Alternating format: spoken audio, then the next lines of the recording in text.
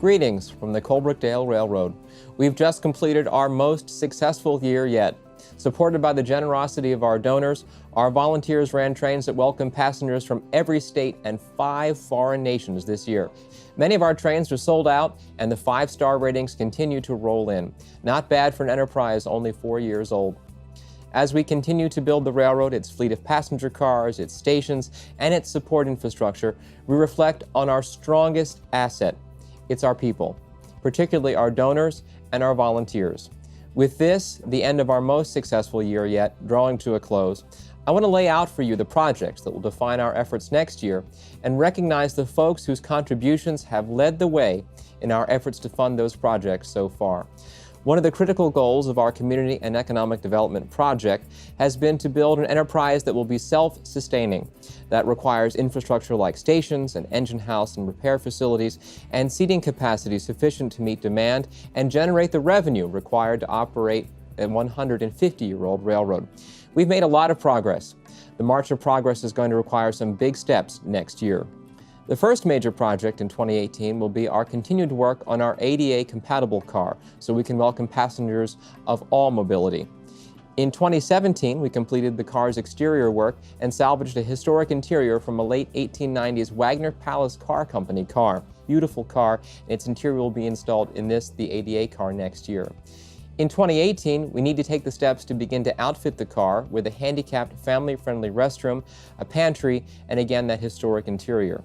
Our friends John B. Haynes IV, Daniel and Uta Boyer, Dennis J. Stevens, CFP, Suzanne Biesecker, Carl and Sylvia Landis, and Mr. and Mrs. David Lord have led the charge to fund this year's work on the ADA car, but we need your help to reach our $50,000 goal. They'll match your contributions 100%, doubling the power of your donation.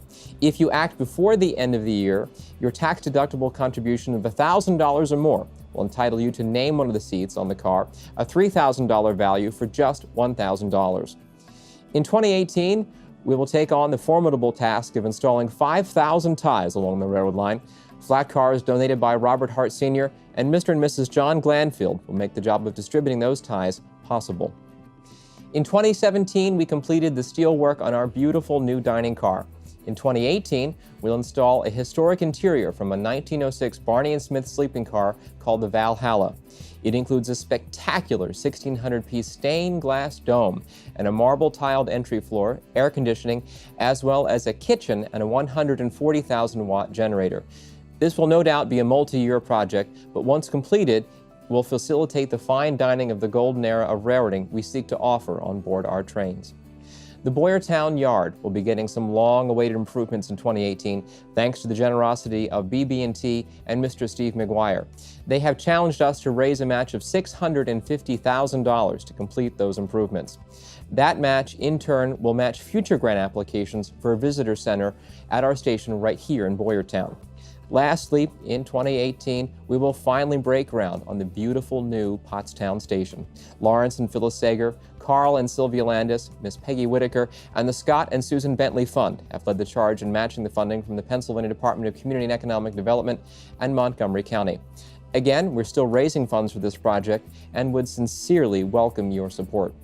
Here's a list of all the folks whose donations supported the Colebrookdale Railroad's projects in 2017. I hope you will join them. If you do, we'll feature your name in an update this January.